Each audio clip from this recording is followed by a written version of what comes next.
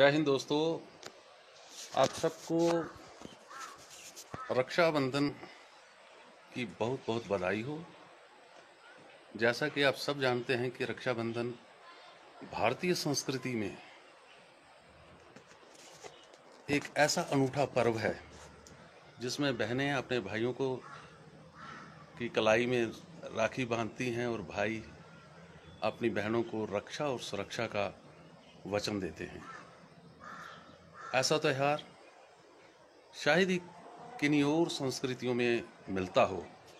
आज ज़रूरत इस बात की है कि भारतीय संस्कृति के तमाम वो पर्व जो मानवीय मूल्यों पर खरे उतरते हैं उनको स्ट्रेंथन किया जाना चाहिए और भारतीय संस्कृति को बढ़ावा दिया जाना चाहिए। जो लोग भारतीय संस्कृति से दूर हुए हैं या कटे हुए हैं उन तक भी ये हमारा मैसेज है, एक संदेश है कि आओ भारतीय संस्कृति के साथ जुड़ो और भारतीय परंपरा जो मानवीय मूल्यों पर आधारित है, जो सबको एक नज़र से देखती है और मानवता की कदर करना जानती है, ऐसी संस्कृति जो विश्व में श्रेष्ठ है उसे हमें मजबूती प्रदान करनी चाहिए और तमाम हमारे जितने भी ट्रेडिशंस हैं, कल्चरल वैल्यूज़ हैं, उनको हमें मजबूत करना चाहिए। आज हम देखते हैं कि भारत के इर्द गिर्द जितने भी भारत के सब नेशन हैं, जिसमें अफगानिस्तान, पाकिस्तान, बांग्लादेश, मालदीव, भूटान, म्यांमार, बांग्लादेश, नेपाल जैसे जो छोटे देश हैं जो भारत से ही किन्हीं कारणों से अलग हुए हैं, आज ज़रूरत है कि सबको एक मंच पे आ जाना चाहिए और एक भारत का, एक अखंड भारत का निर्माण करना चाहिए। ये हम क्यों कह रहे हैं? आपने देखा कि किस तरीके से अफगानिस्तान के अंदर तालिबान ने महिलाओं पर जो जुल्म और सितम ढाया जा रहा है, किस तरह अफगानिस्तान से हिंदू और सिखों को भगाया गया और किस तरह से तालिबान अपने ही मुस्लिम जनता पर कहर डाल रहा है और किस तरह अशरफ गनी को भागकर जान बचानी पड़ी। इसी तरह पाकिस्तान के अंदर हम देखते हैं कि पाकिस्तान में किस तरह माइनॉरिटीज़ के साथ इनजस्टिस होता है, ब्रूटलिटी होती है, मंदिर तोड़े जा रहे हैं वहाँ पर। और बड़े हैरानगी की बात है कि वहाँ की मेजॉरिटी के जो लोग हैं, मेजॉरिटी पॉपुलेशन हैं, वो भी अपने माशरे से खुश नहीं है। इसी तरह हम म्यांमार की बात करें तो वहाँ पर जिस तरह से लाखों की तादाद में रोहिंग्या दूसरे देशों में शरण ली और भारत में भी आए और वहाँ पर भी आर्मी रूल लगा हुआ है। इसी तरह श्रीलंका है, भूटान, नेपाल, किस तरह आज अर्थव्यवस्था उनकी जो चरमराई हुई है।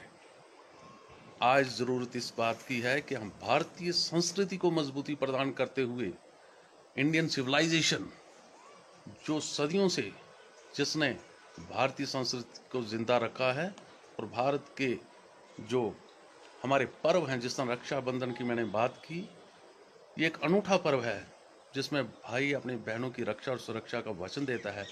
तो आओ आज हम सौगंध लें भारत माँ की कि भारत को हम अखंड करके ही रहेंगे। आज कई अफगानी भी अफगान छोड़ रहे हैं। इससे बड़ा क्या आश्चर्य होगा कि वहाँ के राष्ट्रपति को वहाँ से भागना पड़ा।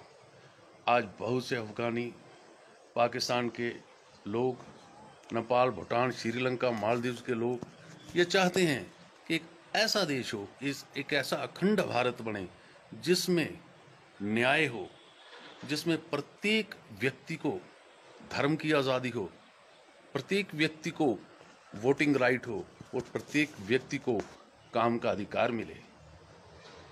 हम ये चाहते हैं कि भारत अखंड हो और इस अखंड भारत के निर्माण के लिए हमें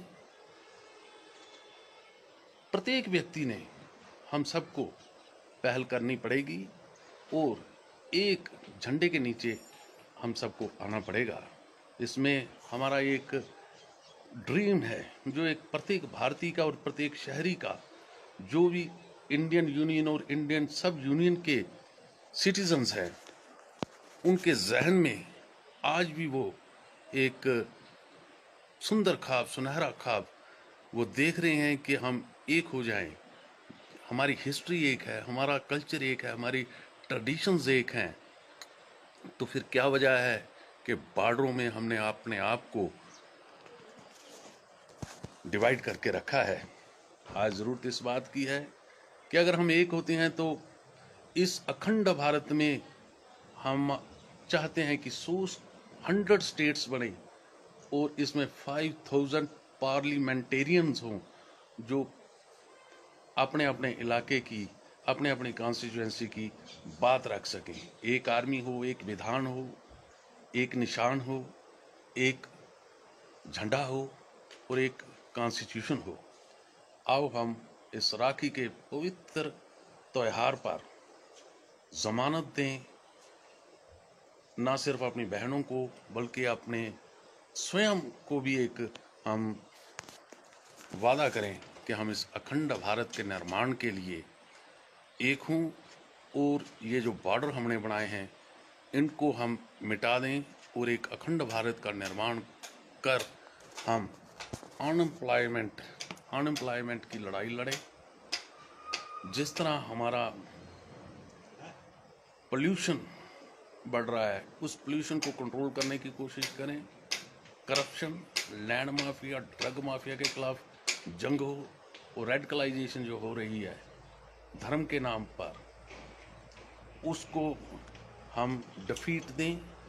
और आज जो सबसे बड़ा दंश हमारे साउथ ईस्ट एशिया को या भारत की एकता व अखंडता की तरफ जो एक मगरमच्छ ने मुंह खोल के रखा है, जो हमें तबाह और बर्बाद करना चाहता है, वो है रिलीजियस स्टेट थेरीज। इन रिलीजियस स्टेट थेरीज को हमें डिफीट करना होगा, क्योंकि हमने देखा है कि किस तरह मोहम्मद अली जिन्ना ने इस्लामिक स्टेट थेरी के नाम पर देश का विभाजन किया और उस विभाजन का दंश आज प्रत्येक भारतीय झेल रहा है, चाहे वो पाकिस्तान में हो, चाहे वो बांग्लादेश में हो, चाहे वो अफगानिस्तान में हो, चाहे वो म्यांमार में हो। तो इसलिए जब हम अखंड भारत का निर्माण कर ले, अफगानिस्तान से लेकर म्यांमार तक और श्रीलंका से लेकर तिब्बत तक तमाम सब नेशंस भारत में मिले और भारत की एकता व अखंडता को मजबूत करें। आज का हमारा यही संदेश है कि हम भारत के निर्माण के लिए, भारत की एकता व अखंडता के लिए कम्युनल ताकतों को डिफीट दें। कम्युनल जो पॉलिटिक्स है उसको हम जवाब दें और अपना ट्रेडिशनल ब्रदरहुड है, जो हमारी एकता व अखंडता है, भाईचारा है, उसको मजबूत प्रदान करें। इन्हीं अल्फाज के साथ मैं आज अपनी बात यहीं समाप्त करता हूँ। जय हिंद।